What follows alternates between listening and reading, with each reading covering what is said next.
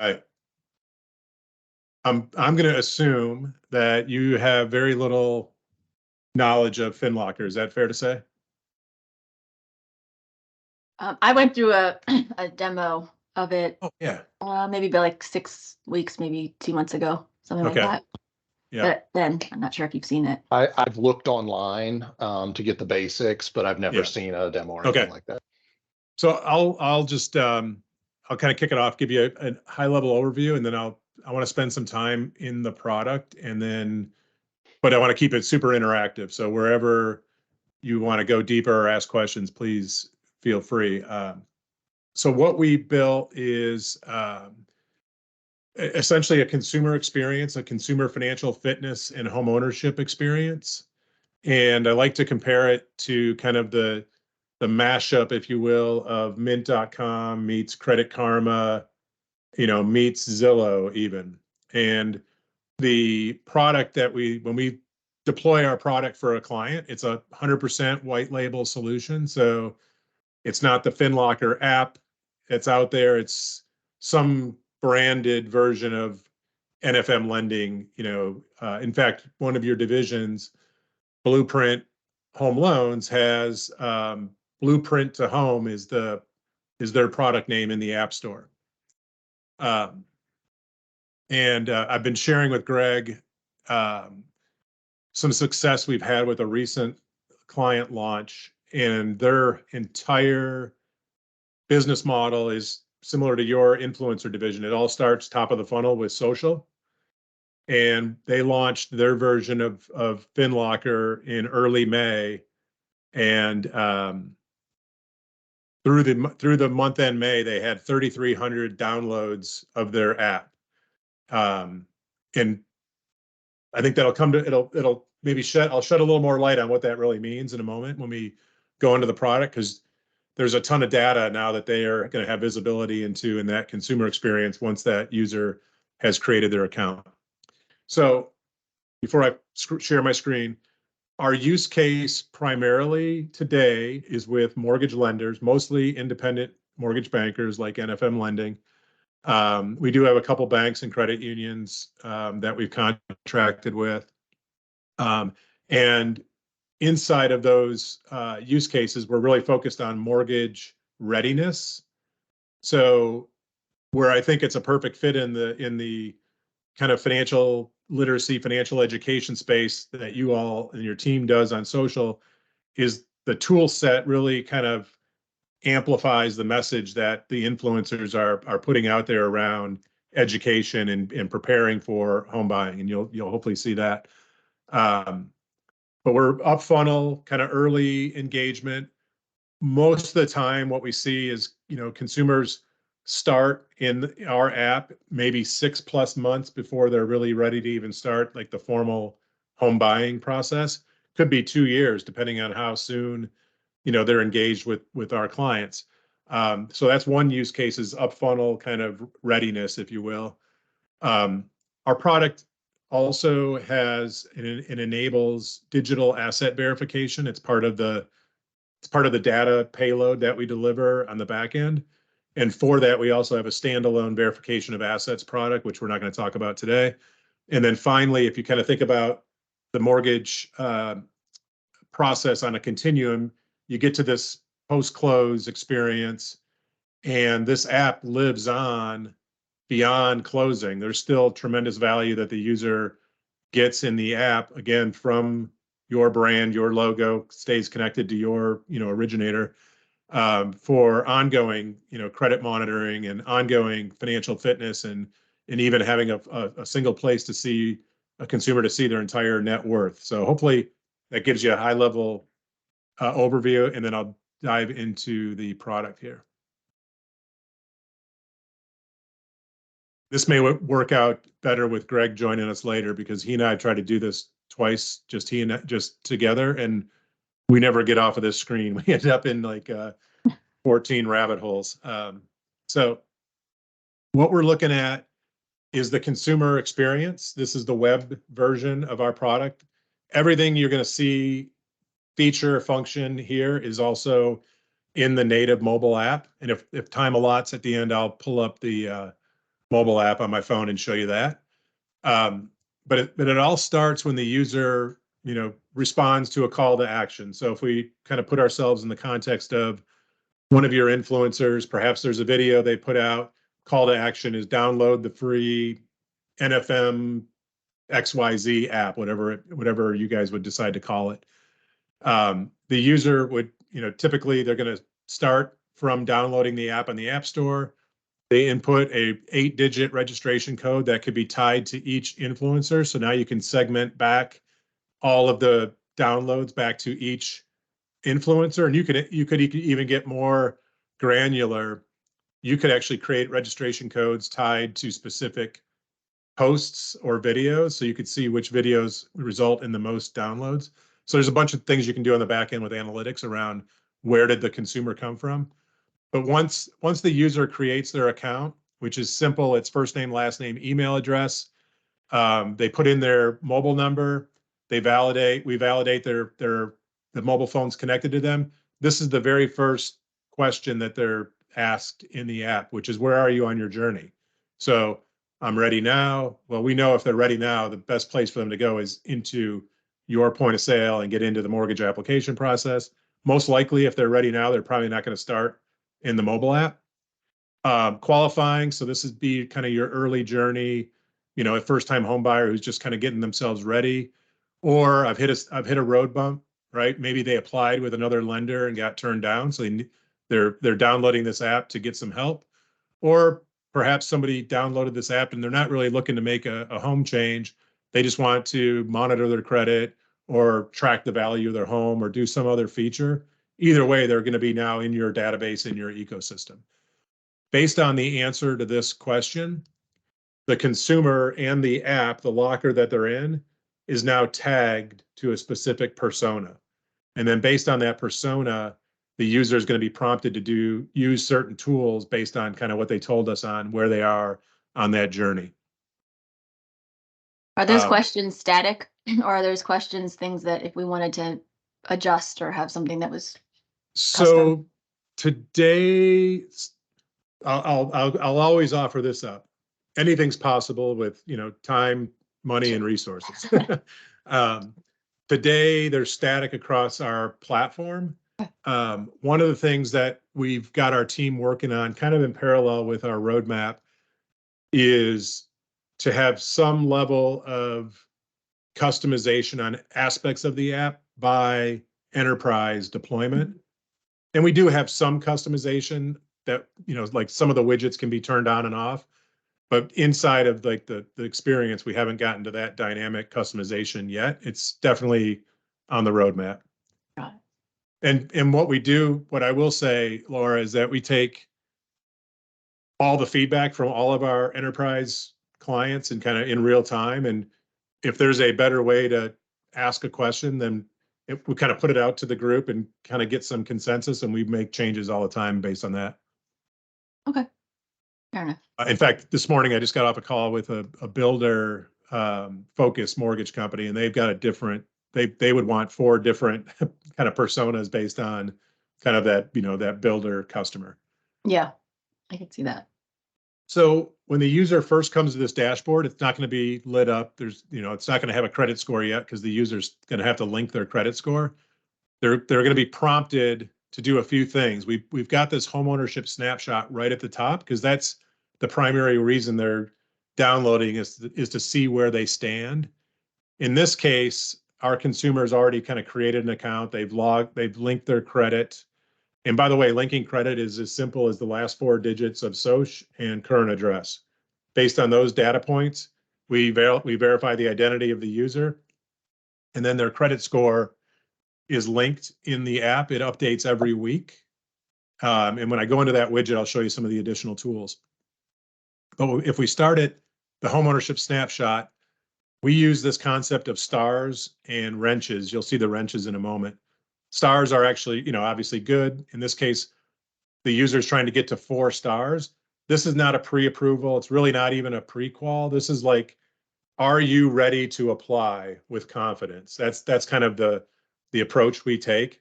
And then I'll also add that our belief and the way we engineered this product is that you can't just put technology out for consumers, especially early journey first-time homebuyers, and expect the technology on its own to deliver readiness. We believe very much that it's a kind of collaborative process between technology like FinLocker and somebody that's owning the financial education, the financial literacy. In this case, your finfluencers kind of fill that education space, and so we believe it's the combination of the two that really drives results.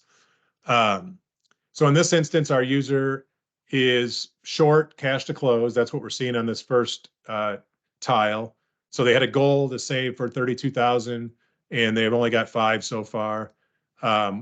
Once they've created their account, they're telling us who they work for, how long, when did they start, and so we're tracking that continuous employment. So there's a star there for income and employment, and then credit score.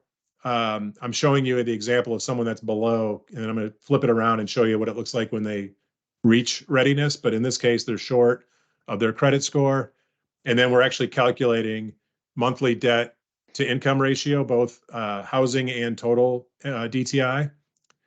So our 1 star is for income and employment. And if we drill in now into the details, you're going to see kind of some of the analytics that are behind that screen. So at a high level, again, we're showing stars and wrenches. Wherever there's a wrench, this means there's work for the user to do. So they clearly have work to do on saving, their credit needs to be improved, and they need to manage their DTI down. So how do they do that? What's the action plan for doing that? They're provided with this very specific action plan. I'll kind of drill in here in a bit. So as it relates to credit, we're going to take them to tools in the app that are going to help them understand where they are today on credit, and then give them some actionable tools like a simulator to simulate improvements to their score. And then spending, this takes them into the financial widget, which will analyze their spending, their current spending, as well as offer them access to the budgeting tools. But everywhere in the action plan, we always have contact lender. So this is always going to go back to the individual loan officer who's associated to this consumer in the app. So that loan officer and the lender are always part of that action plan. So in this case, if I'm going to just show you quickly, one of the tools in here is the simulator. So we're now going into the credit widget. So there's our score, 653, and I'm going to show you quickly. It'll be a dramatic example. This would be an example of someone that models out what their score would do if they reduced their balances by $20,000. And so we're running this simulator against the TransUnion algorithm, their simulator algorithm. So it's looking at similarly situated consumers that reduce their balances by $20,000. Sorry for my slow Wi-Fi here. I just ran this a little bit ago. It was like a 28-point increase in score. There's work going on in my neighborhood, and it's just jacked up the Wi-Fi all weekend. It's crazy. Works. Of course, right? Yeah, exactly. It always works that way, huh? Yeah. You just hit refresh because it's caught in a loop here. So I mean, you get the picture. I'll show you that in mobile.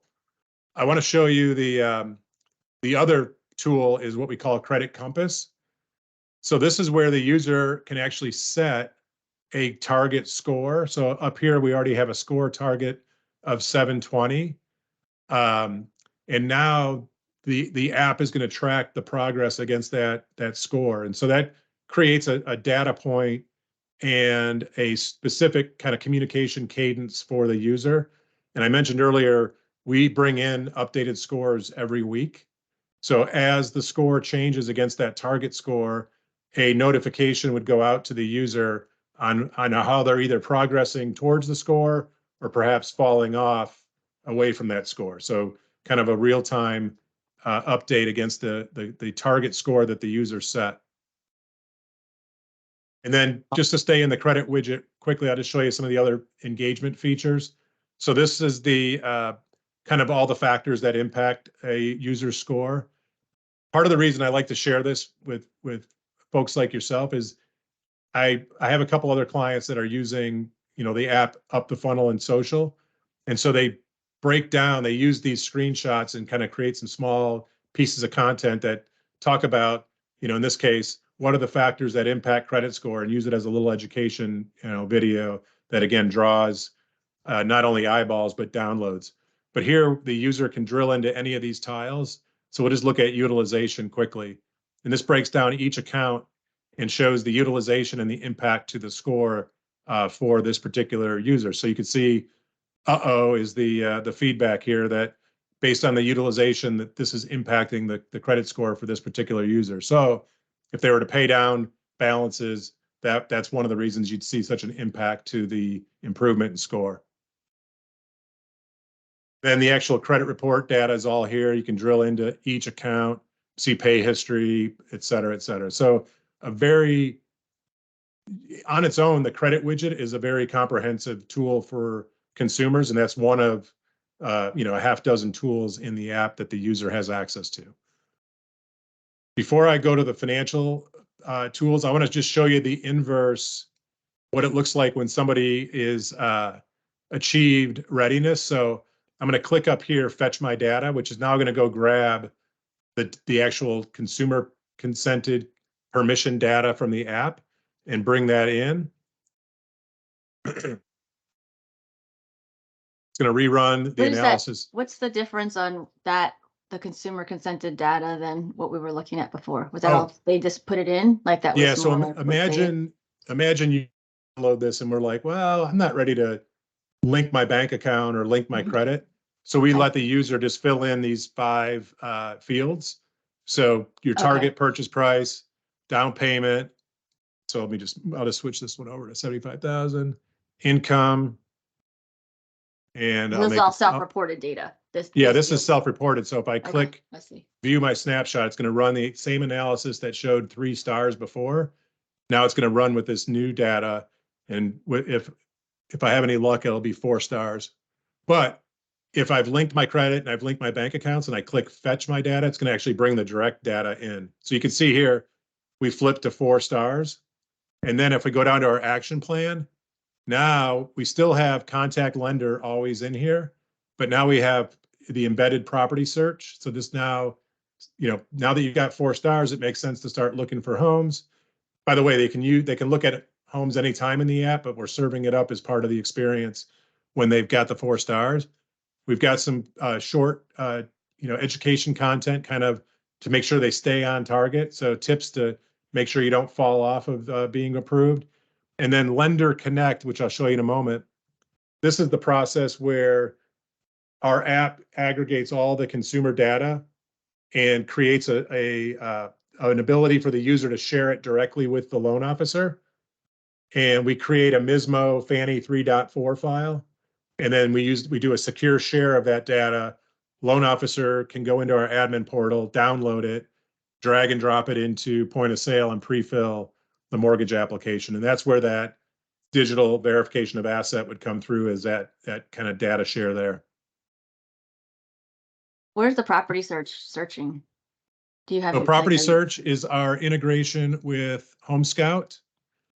So we've got a 90+% MLS coverage through Home Scout. And what's cool here is you can see at the top, it's branded Art of Homeownership. And right here, that's the client. So this would be a NFM lending branded search experience throughout here. So they would always see, even when we get into the real estate search, they'd always see NFM lending. And then I'll just go into a community. And then you see all your available properties for sale. There is a cool feature in the property search. Any properties that have down payment assistance available based on the geography we would show in the property listing itself. So I'm gonna go back and just show you that. And I'm trying to get you to think about different social post ideas. Because down payment assistance obviously is probably one of the biggest searched terms for home buying today. So if I go back and I'll just say, I know that there's properties in Detroit, so I'll pick this one here. So if I scroll into this listing, I'm going to see below the mortgage calculator, down payment assistance. So there's 12 programs that may be available that could provide up to $25,000 in down payment assistance. And then the user just has to update information if it hasn't already been updated, like your income. Do you work, are you a firefighter, a teacher, a police officer? And in this case, we've got the Michigan State Housing Development.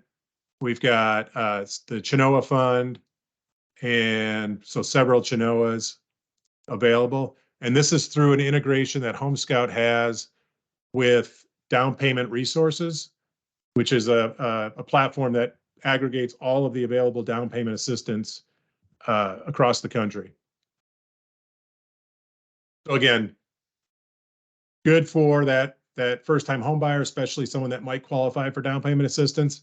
Probably even better as content to create for your influencers to talk about the importance of down payment assistance and how to see if you're eligible.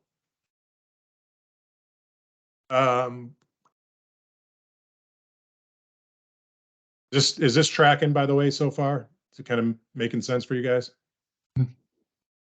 Yeah.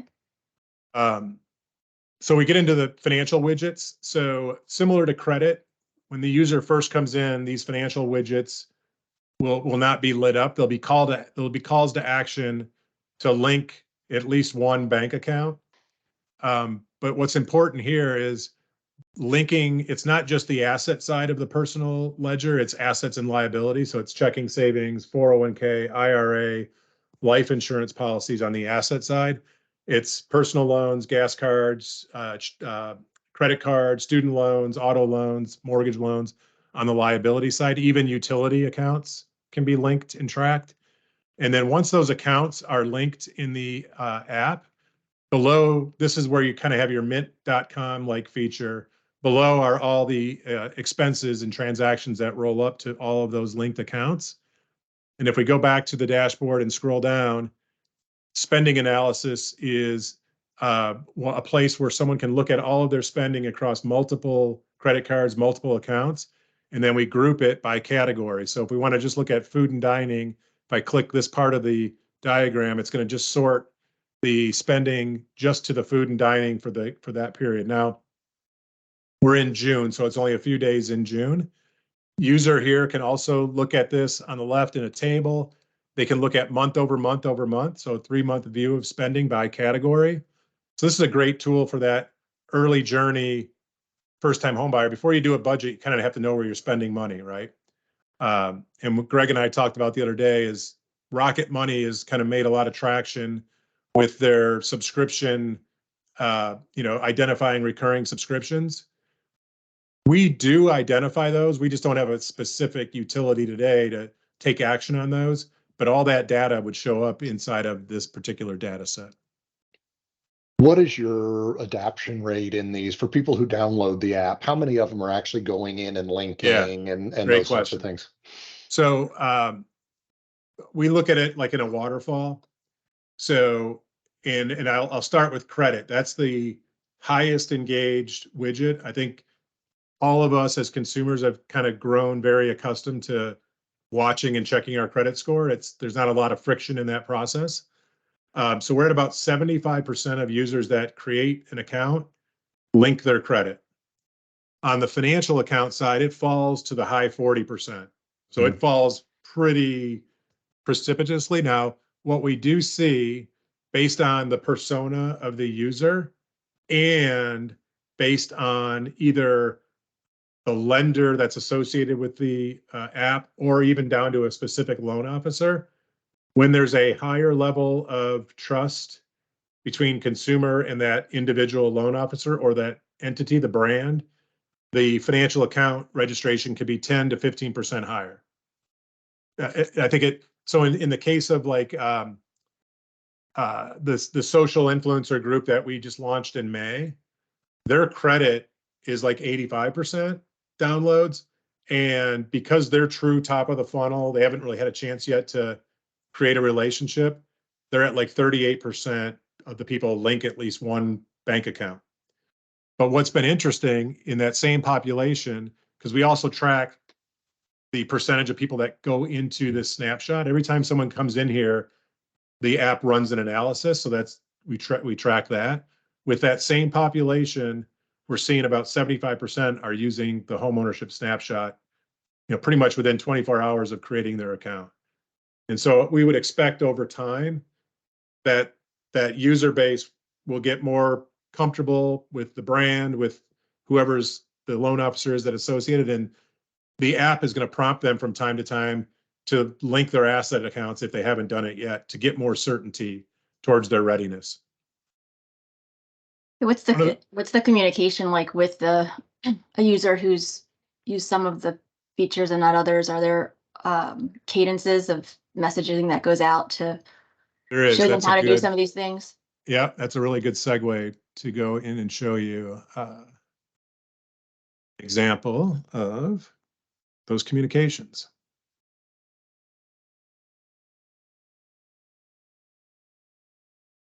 So if I go to my Gmail, get rid of the junk stuff. So this first email this is an example of somebody that's created an account, in this case under Synergy One, their brand. This is also a good example of how some of our clients have branded their version of the app. So FinFit, S1 FinFit is their product name in the App Store.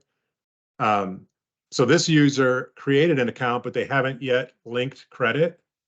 So Laura, what we do is they're put on a credit journey in our communication hub, which, by the way, is powered by a layer of Total Expert. We took their journey builder layer and integrated it in. We're their only non-lender client. We're kind of using them on an OEM aftermarket basis for that journey builder tech. That's cool. But this email is coming from that journey. And so if the user hasn't linked credit, they're going to be on a 6 to 8 week cadence journey where we're going to prompt them on the value of linking their credit. And then always the call to action is enroll credit today, which takes them right back into the, it's a deep link right back into the mobile app. And then as soon as they create or link their credit, this journey would cease, it would stop. Another example would be someone that has already linked their credit. Every 30 days, they're going to get an update when that score changes. Even though we currently update the score weekly, we're still only sending this notification once a month. We're fearful of kind of over sending messages and people just start ignoring them. So we feel like, every 30 days is good. As long as someone knows it's updating weekly, and they're interested, they'll come back in. But this is one of those deals where, again, we deep link back in. This is the guaranteed rate version of FinLocker. They called it FinReady. I would have thought they would have come up with a little bit better branding, but that's whatever. Let's see what else we have here. Another example would be property value. So if someone's linked their home, there's your folks at Blueprint, which I think is a super cool product name, and it looks good in the App Store. So if they already own a home and they're tracking the value of that home, every 30 days they're going to get an update to come back in. So we have probably 6 to 10 regular cadence communications. The goal is at least once a week, at least one communication goes out. We have a monthly, what we call a seasonal message that goes out monthly. Because June is Homeownership Month, that this month's message is going to be about the importance of home ownership, whether you already own a home or whether you're considering owning a home. So more of a generic education message, but always driving the user back into the experience. So here's an example of someone that hasn't yet linked their bank accounts. We're going to prompt them to do that by telling them the importance of calculating their net worth, right? So again, always trying to get the user to go deeper into the experience, but that'll always be from Blueprint. And then you'll notice at the footer, it even comes out individually from the loan officer. So if they haven't done multiple sections, they haven't done credit yet, they haven't linked accounts, is there a hierarchy of communication, or are they going to get hit Credit, I mean, I heard we kind of said like you're trying to get maybe a message every week. Is yeah, that the way we think about it in that example is because credit is the less friction filled experience. Yeah. We're going to start there. And until they do that, we're not going to, if they haven't linked credit, the chance of them going right into link an account is probably not very high. So Sure. let's get them to link credit and build trust with the app first that way. Okay. And then these are coming from, like, this says Blueprint Home Loans, but is that, what is it coming from a single address, or is it coming from the LO the LO associated with it? Meaning if they reply, who gets the reply? It definitely is going back to Blueprint. I'm trying to find. So in the case of Blueprint, it's blueprint@finlocker.com. But and that's only because they didn't want to set up a domain. We can set up a domain and use an NFM lending email address, so it goes right back to NFM. Okay. In the app itself, is it a central box always, or is it say we have, we have a dozen different LOs that have been associated with the contacts. Can we get that message back to them if they have questions or they want to engage? I think we can, but let me just show you while I'm in the app real quick. I'll show you inside the app itself, and this is also a good way to show you the mobile side.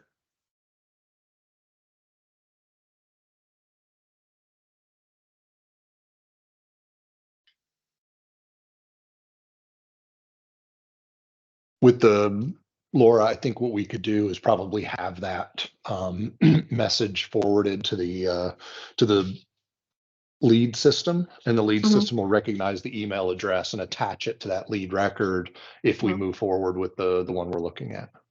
Okay. So it could fire to a FinLocker address as long as we had that forwarding happening, and then the system should be able to read the from and place it properly in the user record. And if and in that instance, it sounds like you'd already know at that point who that user record's tied to in terms of the loan officer, right? Well, depending on where it is in our Yeah. process, Right. whether it's made it to a loan officer or whether it's still in a pre-qual world, still with the influencer, or actually tied to a specific originator. So that would potentially help on some of those levels. Yeah. Okay. And then we just set something to trigger so they know that there's something there, right? But it'll shoot an alert that there's a new message from. And they could. Yeah. I got you. Okay. Potentially, like I said, we're still kind of understanding that system, but that's the way I see that potentially working without having to send it back to an influencer who may or may not actually be the one working the file. Sure. Again, knowing your model with the influencer at the top of the sphere, it may or may not make sense, but this is an example inside. Now I just moved into the mobile app, same account that I was in. Now I'm on mobile. So you have the ability to set up users. Typically the user is a loan officer, but could be that the user starts as the influencer. And then you have the ability in the back end of FinLocker to reassign the app to somebody else. So if, over time someone gets through your pipeline and now they're ready to be assigned to a loan officer, you can make that assignment on the back end. And in this case, if Ryan was the influencer and then the consumer got connected with a loan officer, this would change to reflect whoever that loan officer is. But at a minimum, inside the app, there's always someone to connect with for the consumer. And in this case, the contact Ryan's going to go right into an email directly to Ryan. And then we also have a link to Ryan's calendar.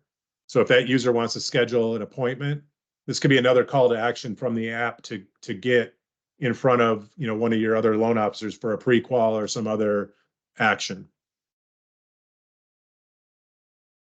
And I'll just show you a couple of the features that we went through pretty quickly on the web, just so you can see what it looks like on mobile. So we're in the same Art of Homeownership experience.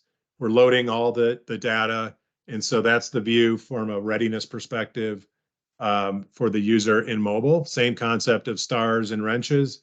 You can see the data that I changed over in the web is now reflective. So anytime a user kind of pivots from web to app, it's all in real time going to update both sides of it. And then there's your action plan, contact lender, lender connect. I'll show you lender connect from here because this is where the user is going to start to share their data to start a mortgage application.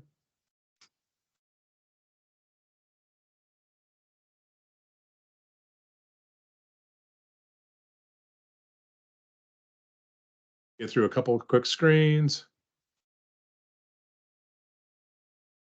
Just gonna fat finger one in here. This is always going to pre-populate because I demo out of this. I always zero it out. Today we asked them to input their income. It's part of the profile when they create their account. So we're just asking them to verify their annual income. By fall, we will have the same way a user can link directly to their bank account. They'll be able to link directly to their payroll account in the app.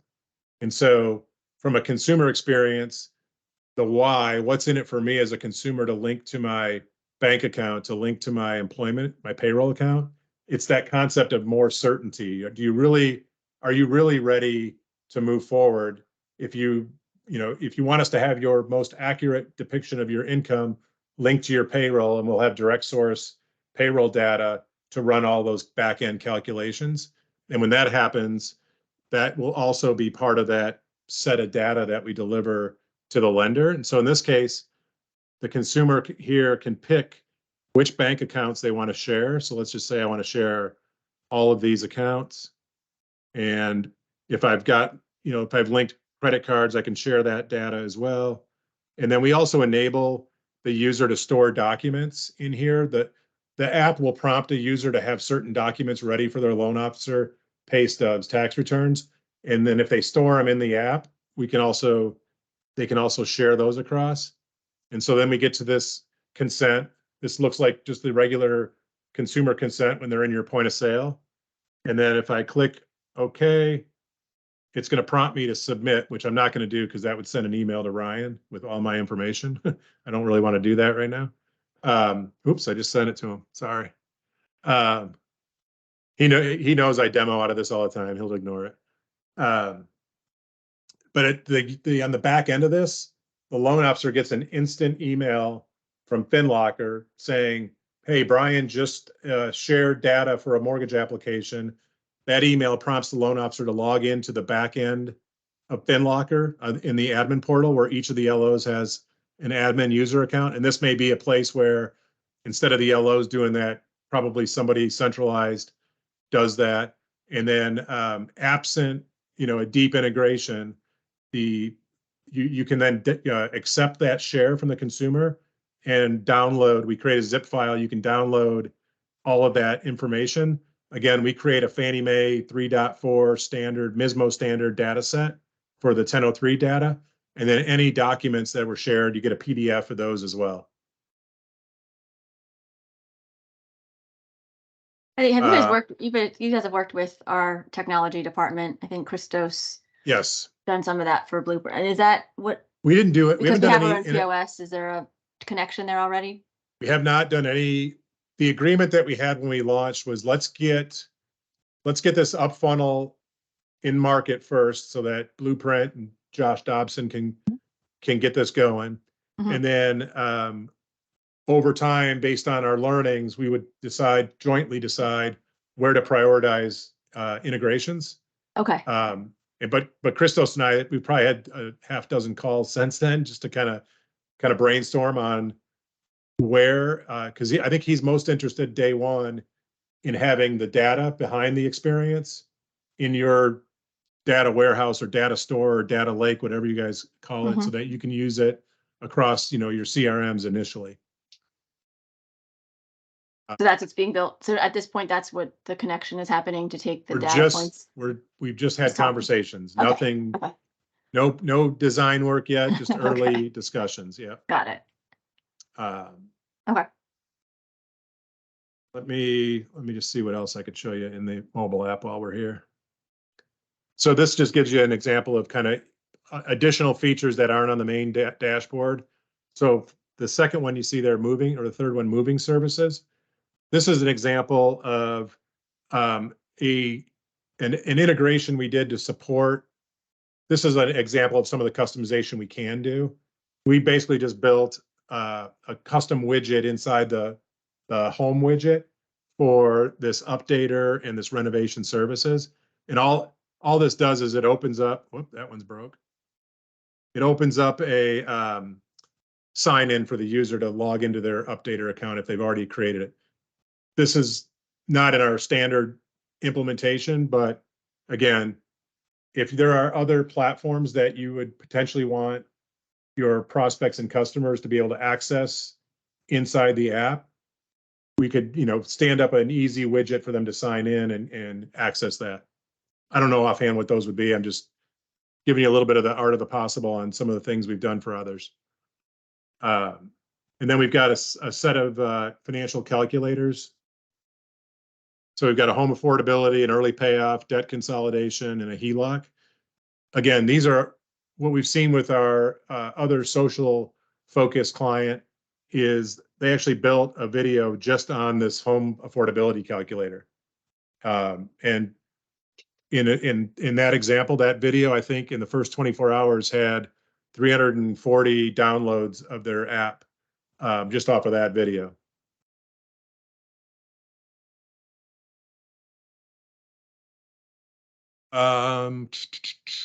That's kind of the high level, what I thought would make most sense to show you guys, unless there's additional thoughts, questions, comments, ideas. So everything within here, once the consumer has it, is all self-served. It's not necessarily offering them up credit enhancement type stuff. It's all self-serve. Yeah, we struggle with that one. There's some good platforms out there that will do the, I'll call it heavy lift, roll up your sleeves and get into it. We think we're like the DIY for people that have time and some level of competency to get themselves better positioned. But somebody that's, facing like a 520 and they have some collection, the people that need help are going to need help no matter what. One of the things, we're working with two providers today. One is a company called Credivolve. They work with mainly HUD-approved housing counselors. And then we're also partnered with a company called My Credit Guy. Mm-hmm. And so those two firms kind of do that heavy lift. And with My Credit Guy, what we've talked about is having an example of one of those custom links would be potentially from this app, a custom link that goes right into the My Credit Guy offering. But they have a pricing model and the consumer pays for that. The way our product's engineered today, it's free to the consumer. We basically sell a license to the lender for the experience. And one of the things Greg and I are kind of working on is I'm extremely interested in seeing the results of an NFM lending branded version of my product with your financial influencers at the top of the sphere. And if I just look at what I did with these other guys who collectively have like 300,000 followers, they've got over 3,300 downloads in the first 4 weeks. I can only imagine what this would look like in your space. And then more importantly, what the data would tell us, 6 weeks, 6 months after someone's downloaded it, what are we seeing happen in terms of consumers that end up getting into the mortgage pipeline itself, right? So on the that's a long way to say I'm going to take economics off the table for NFM because I think this is going to be a very compelling use case for us to learn on at FinLocker. And we'll figure out other ways to, monetize and create value for not just FinLocker, but potentially back to NFM because there's a whole play for. We have what we call this rotating offer widget. We FinLocker do not place anything in here. This is our client's piece of real estate. It's a no-code set of tiles. You can have up to 10 unique tiles that rotate through, and that all gets managed in our back-end admin portal, and you all could control that. But one of the things I talked about with Greg is I have a partnership with a home and auto insurance provider. And so we could potentially place something in here for getting a free, insurance quote. And if that's a mechanism for monetization, then, then we have a shared revenue opportunity there. The tricky thing there, especially in the journey of someone getting ready for a mortgage, is I don't think we want to present other financing options that potentially would get in the way of somebody getting approved. So for me, insurance is actually a good thing, because ultimately, if you're buying a home, you're going to have to get insurance at some point. And our partnership with this platform called Matic is they're a low cost insurance brokerage. And I can tell you I use them, did a quote for my home and my autos. Now, I'm not like a first time home buyer, but my annual savings when I went to Matic from another low cost provider was Progressive. It was like $3,800 a year across my home and my 4 vehicles and an umbrella policy. Fairly significant. So I think in the context of home buying, if somebody owns a car and they want to just compare rates, and they could find 25 or 30 bucks a month in savings, that all that stuff, helps in the context of being prepared to buy a home. Let me show you this other feature of Home Scout. We have this market report. So this is going to take the user right to their zip code and kind of show them what's going on in their zip code. So if they created an account and one of the data requirements is zip code, so they're going to see this market report that breaks down kind of what's going on in the market, new listings, recently sold, all the average pricing metrics, current listings, school reports, walkability score, bikeability, and then some nearby markets. So again, the idea here, if we can keep them off of Zillow and Redfin and some of the other, lead aggregator sites, this is a benefit to our client, to offer these tools within the experience. And then for your customer that already owns a home, they can link their property. So that's where we're gonna grab the Quantarium. I think I showed you this already. The Quantarium AVM, and in this case, our user linked their mortgage. That's what you see over here to the right. So our model, if you guys are familiar with HomeBot as an example, HomeBot has an AVM, but then they calculate an estimated mortgage amount based on the original recorded deed of trust. We're actually not calculating the outstanding balance. We're not pulling it from a stale credit report. If a payment was made yesterday on this mortgage, it would be reflected today in the app. So this view of equity is always kind of most, up to date based on the property value, which updates every 30 days, and then that most recently made mortgage payment. Because they've connected to the accounts. Yeah. That's what, okay. Yeah. If not, do you estimate? If they don't connect a property, then there's nothing. This widget just is kind of empty, because it's really meant to track the value of an existing home. But what we found is there's a little bit of a hack going on with this other social influencer group, because they're mostly focused on first-time home buyers. Those folks wouldn't necessarily have, and so they're using the app and kind of coaching their first-time home buyer to come in and pop in a property address to get a bank-rated AVM value before you make an offer on a home. Kind of a cool You'll little still do the hack. AVM without having the mortgage associated with it. You can, yeah. The mortgage, if you don't have the mortgage, then the estimated equity is it's gonna be 100%. It's gonna say everything, right? It's gonna. Actually, no. We have a waterfall for equity. So if they've linked their credit, which we know 75% of the people have linked their credit, they've linked their credit but not linked their mortgage. Mm-hmm. We will go find that mortgage on their credit report and bring the balance from the credit report in. It's just going to be 60 or 90 days stale, if you will. Yeah. I think, Ben, you had a question.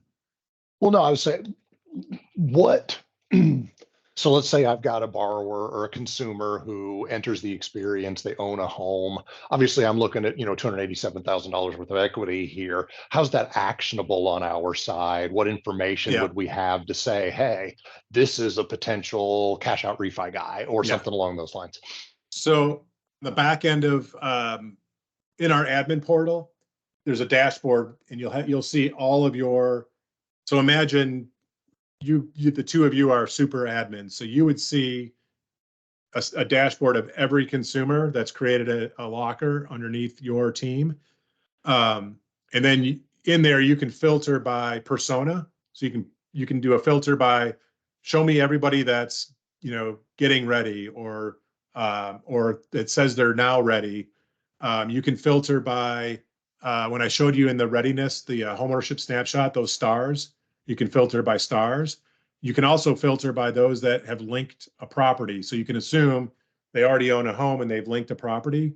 And so we show you the estimated value and the estimated equity on the back end in that case. Now, what I'll also share is that when the consumer creates an account, there is a very specific consent. So they accept the terms of service and the privacy policy. That's kind of standard operating procedure. And then we pop up a data sharing consent where the user at that point is agreeing to share not the balance in their checking account, kind of a high level view of what's going on activity wise. And some of that data, including estimated home value, would be captured under that opt-in. Right now, 87% across our entire customer base, 87% of those consumers accept that data share as part of the account creation process. So in that case, you would have visibility on the back end to estimated equity. If they've linked their credit, we show you their score in a 10-point range. And then we also show you the trend. So current score 640 to 649 with an up arrow means it's improved from the last time it reported, or down arrow is obviously it's gone down. So you have access to a lot of data on the back end, which I think would be super powerful that's what Christos and I were talking about, is ingesting all of that data into your system so that you can take action on it over and above what the app itself is going to be doing for the consumer. One of the things that we've have on our roadmap is, if we go back to our dashboard and go back to our offer tiles, I'll scroll down and show you that. We have this concept of a dynamic offers. So a very dynamic offer would be somebody that has $200,000 of equity, and we also see, that they have $80,000 of credit card debt. So and we know their credit score and their income. You could make a very compelling offer for a debt consolidation, cash out refi, and that would be served up automatically in here. That's not live yet. That's part of our roadmap towards the end of this year into next year. Yeah, that was really kind of where I was going with that, is how do I make that actionable?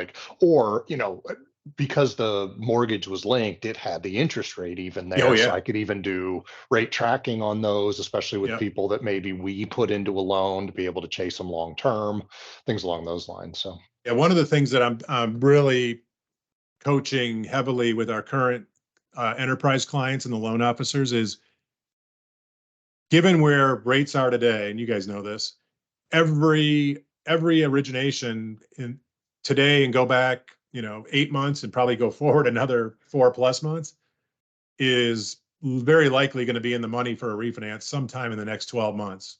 And I spent 30 years in the primary mortgage space, running production shops. So when those opportunities come, sometimes they come and go fast, right? And so I've been coaching people to get every past client in this app, coach them to load their mortgage, load their property, link their credit. Even if they don't do the other stuff, the other financial stuff, they're at least in a position where, and we bring in an index rate from Optimal Blue. And so over time, one of our journey personas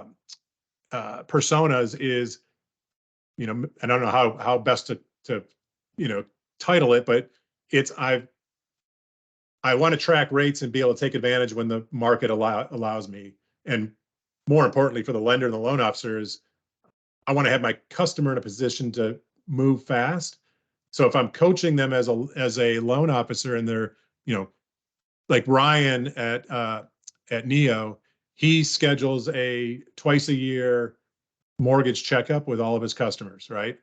And so he's using this app as part of that kind of check-in, so that if rates drop from the app, and part of his coaching to the consumer is store your tax return, have all these documents that you're going to be needed, so that when rates drop and we can pick up, 50 basis points, you're at the front of the line to take advantage versus having to start from scratch. So I think there's a whole kind of coaching, process there for loan officers to kind of stay connected and engage with their past clients. Yeah.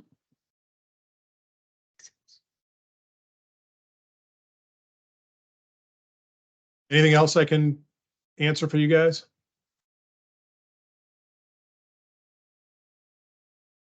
I don't think so for me. Not off the top. Not off the top. I think a lot of good information. Kind of the idea though, and the starting for the journey from a user or a lead perspective would be they come in and they'd have to fill out some of those self-serve questions, or would we be able to share some of the things that we might already have collected? The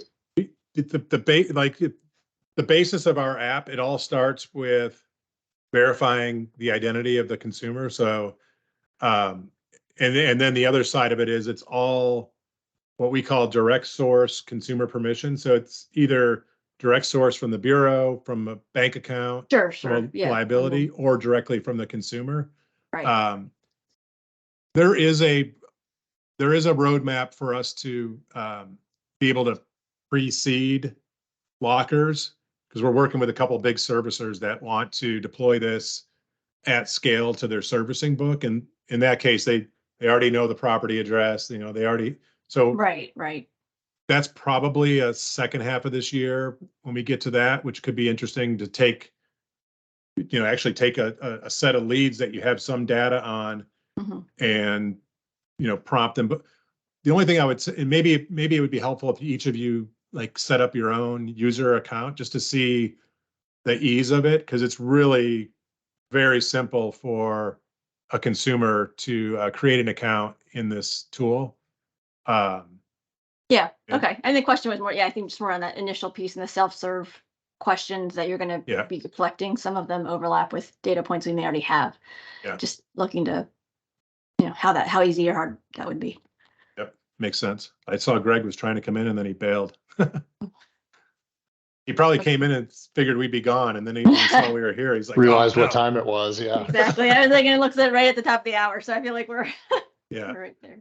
I'll download this into a file and send it to him so he can review it back. But other than that, that was what I was hoping to show you guys. So would love after you kind of digest it, just to get any thoughts, comments, feedback, and kind of see where we go next. And the one of the good things is, or a really good thing is, we do already have a master services agreement. So like if we wanted to stand something up for NFM separate from Blueprint, which I think we would, you all, and I've sent Greg like dozens of product name ideas. I'll forward it to you guys as well. I think you can come up with something that's pretty cool, kind of very forward digital thinking. So this is really the next generation home buyer that we're talking about engaging in a product like this. It's probably not too many people my age that you're gonna find that you're gonna use this with. It's going to be mostly your truly up funnel, like I said, next gen home buyer, where you can potentially build, especially in your influencer division, build a relationship 6, 12, 18 months up the funnel. Because that's what Rocket's trying to do with Rocket Money. That app is clearly pointed at, the younger generation trying to get into their financial life early and then build start to build off of that. That makes sense. Thank you, Brian. Sorry, I do have Thank you to guys. pop over to the. Yep. Appreciate Talk it. soon. Okay, thanks. Bye. Bye.